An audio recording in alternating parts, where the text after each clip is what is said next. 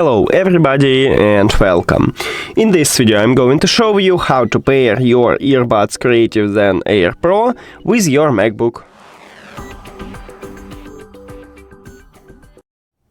You have to start by click at the Bluetooth icon at the top, but if you don't have this icon you need to go to the control panel and click at the Bluetooth here. Then go to the settings, and after that we need to just open the charging case.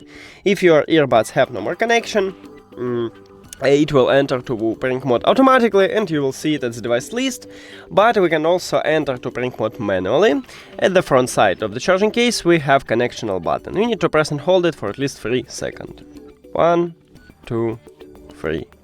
And you will also enter to pairing mode and you will see it at the device list.